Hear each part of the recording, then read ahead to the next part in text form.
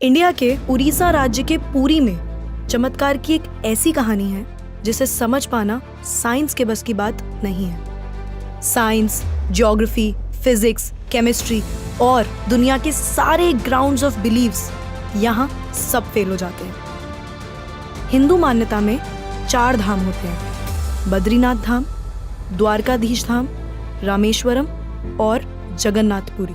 और ये कहानी है जगन्नाथपुरी की, जहाँ पे आज भी श्री कृष्ण का वास्तविक दिल धड़कता है। इस मंदिर के कुछ ऐसे रहस्य हैं जिनके बारे में सुनकर किसी के भी होश उड़ जाएंगे। वेस्टर्न कल्चर फॉलो करते करते हम एक ऐसे मोड़ पे तो आ चुके हैं जहाँ लोग भगवान के होने ना होने पे सवाल उठाने लगे हैं। पर यही सवाल अब मैं आपसे इस वीडियो के बाद पूछूंगी। आइए देखते हैं। हर मंदिर में जहाँ मूर्तियां मेटल या स्टोन से बनती हैं, वहीं जगन्नाथ मंदिर में भगवान की मूर्तियां लकड़ी से बनी हुई हैं। ऐसा क्यों?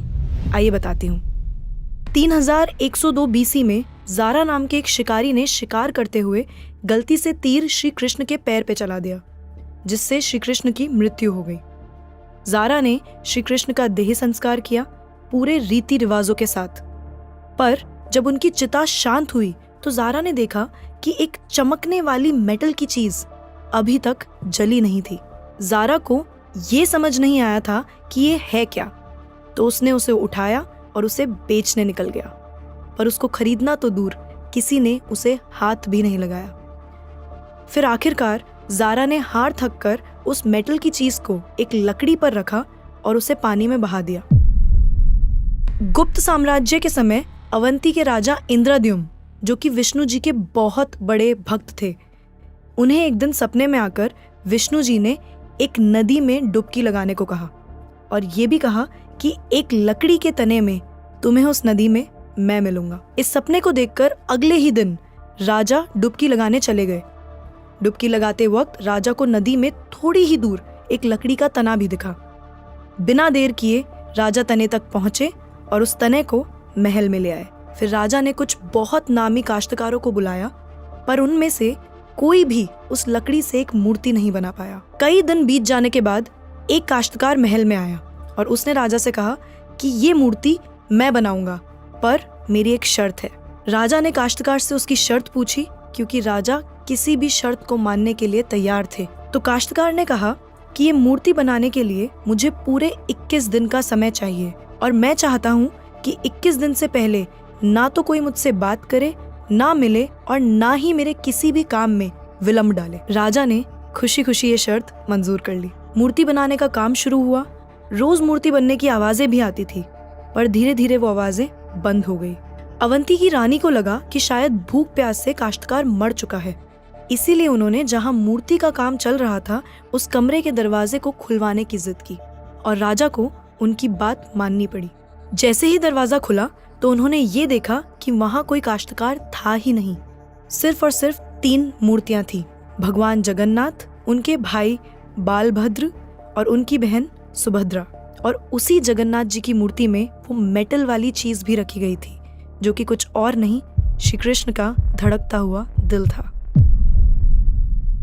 ये कोई नॉर्म नहीं है। इस मंदिर के ऊपर एक झंडा है जो साइंटिफिक लॉ के बिल्कुल विपरीत चलता है। जैसे कि हमें पता है कि जिस डायरेक्शन में हवा चलती है, पतंग भी उसी डायरेक्शन में उड़ती है और झंडा भी उसी डायरेक्शन में उड़ना चाहिए। पर जगन्नाथ मंदिर के इस झंडे की बात बिल्कुल अलग है। ये हमेशा हवा के ऑपोजिट डायरेक्शन में उड़ता है। क्यों और कैसे, आज तक कोई समझ नहीं पाया। इस झंडे के साथ एक और खास बात है कि इसे रोज बदलना पड़ता है। इसीलिए मंदिर के पांडु 214 फीट ऊपर लगे इस झंडे को रोज चढ़कर बदलते हैं, क्योंकि कहा जाता है कि अगर किसी दिन ये झंडा नहीं बदला गया तो मंदिर 18 सालों के लिए बंद हो जाएगा। मंदिर में आए भक्तों के बीच रोज प्रसाद बांटा जाता है। उनके लिए वो प्रसाद बनाया जाता है और जगन्नाथ मंदिर में होने वाली हर चीज में कहीं ना कहीं भगवान की कोई ना कोई लीला छुपी है। मंदिर में रोज 500 लोगों के लिए प्रसाद बनता है और कभी कभी भक्तों की संख्या हजारों में भी चली जाती है। पर जगन्नाथ मंदिर में भक्तों के लिए प्रसाद कभी कम नहीं पड़ा। दिन भर मंदिर में प्रसाद बांटा जाता है, पर कहते हैं कि आज तक इस मंदिर में एक भी दाना प्रसाद ना कम पड़ा है और ना ही व्यर्थ गया है। पर ऐसा एस्टिमेशन इंसानों के लिए करना तो बहुत ही मुश्किल है। और ये बात यहीं खत्म नहीं होती।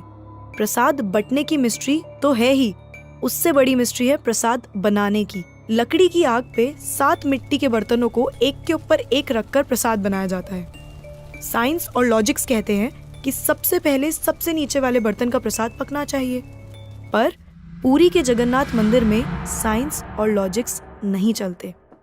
इन 7 बर्तनों में सबसे पहले सबसे ऊपर रखे जाने वाले बर्तन का प्रसाद पकता है, फिर उससे नीचे वाले बर्तन का, और ऐसे ही सबसे नीचे रखे बर्तन का प्रसाद सबसे आखिरी में पक के तैयार होता है। हाँ, मुझे पता है आपको भी अभी कुछ नहीं समझ आ रहा होगा।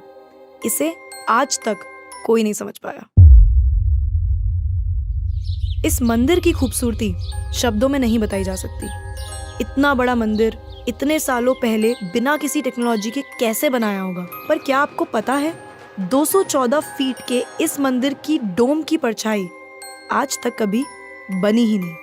Are you shocked? You must be, but it is true. Jagannath Puri temple के डोम्स की शैडो बनती ही नहीं है कभी भी, at any time of the day. और हमारी फेवरेट साइंस इस बात का भी लॉजिक नहीं ढूंढ पाई।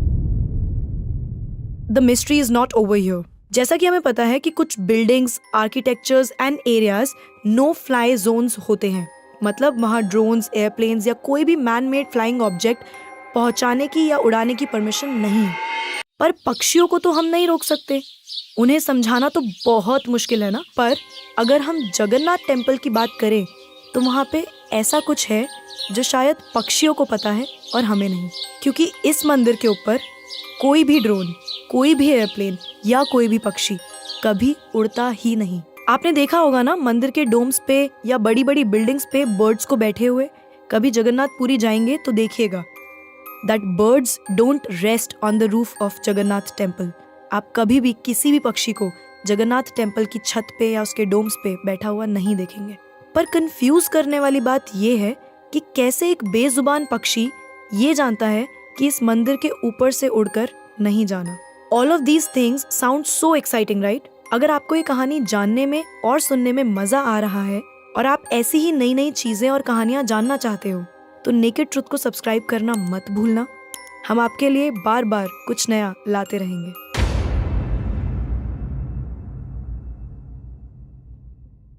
आइए फिर से चलते हैं जगन्नाथ मंदिर की मिस्ट्रीज की तरफ। सुदर्शन चक्र, ये नाम तो आपने सुना ही होगा। सुदर्शन चक्र भगवान विष्णु का अस्त्र है। ये अधर्म का विनाश करता है। जगन्नाथ मंदिर के टॉप पे एक सुदर्शन चक्र है और उसे आप जिस भी डायरेक्शन से देखोगे उसकी फेसिंग आप ही की तरफ होगी। भगवान जगन्नाथ, जिनके नाम का मतलब ही जगत के नाथ हैं, इनके मंदिर में लाखों श्रद्धालु अपनी आस्था और प्यार भगवान के लिए लेकर आते हैं। पर इस मंदिर में सिर्फ हिंदुओं को दर्शन करने की अनुमति है।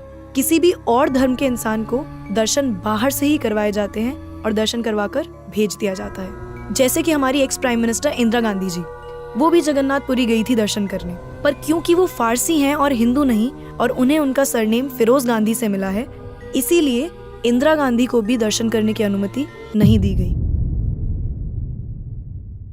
सिर्फ यही नहीं, 2005 में थाईलैंड की प्रिंसेस महाचक्री सिंधोन को भी जगन्नाथपुरी टेम्पल में एंट्री नहीं दी गई थी, क्योंकि यहाँ फॉरेनर्स अलाउड नहीं है। उनके लिए अरेंजमेंट्स की गई थी और दर्शन बाहर से ही करवाए गए। 12वीं सदी से बने हुए इस मंदिर को स्विट्जरलैंड की एक महिला ने 1,78,00,000 रुपए का चढ़ावा भी चढ़ाया। ये मंदिर में चढ़ाया गया अभी तक का सबसे बड़ा चढ़ावा है। पर फिर भी क्योंकि वो हिंदू नहीं है, दर्शन उन्हें भी बाहर से ही करने पड़े। हमारे ही धर्म की इतनी सारी बातें हैं जिसके बारे में हमें कुछ पता ही नहीं। हम आंखें बंद करके किसी भी कल्चर को, किसी भी ट्रेंड को फॉलो करते जा रहे हैं। हम भूल गए हैं कि हम एक ऐसे धर्म से जुड़े हैं जिसने दुनिया में संस्कृति, सभ्यता, परंपरा और संस्कार को हमेशा जिंदा रखा है। ये सनातन धर्म है और अब हमें धर्म को बचाना है। हर साल पुरी में जगन्नाथ जी की रथ यात्रा भी निकलती है। ये 9 दिन का त्योहार होता है जिसमें भगवान श्री जगन्नाथ, देवी सुभद्रा और भगवान बालभद्र को गर्भगृह से निकालकर रथ पर बिठाकर यात्रा करवाई जाती है। माना जाता है कि ये यात्रा इसलिए निकलती है क्योंकि भगवान इन 9 दिनों में प्रजा के बीच आकर प्रजा के सुख दुख को खुद देखते हैं। और इस यात्रा में लाखों करोड़ों भक्तों की भीड़ हर साल इस यात्रा का हिस्सा बनती है। जगन्नाथपुरी मंदिर की मिस्ट्रीज यहाँ खत्म नहीं होती। और भी बहुत सारी कहानियां हैं जो हम नहीं जानते, जैसे कि हर साल भगवान 15 दिन के लिए बीमार पड़ते हैं और भक्तों के लिए मंदिर में दर्शन बंद कर दिए जाते हैं। पर बहुत कम लोग जानते हैं कि ऐसा क्यों होता है। वी होप आपको ये वीडियो देखकर अच्छा लगा होगा। तो अब मैं आपसे पूछना चाहती हूँ, आपको क्या लगता है, भगवान सच में होते हैं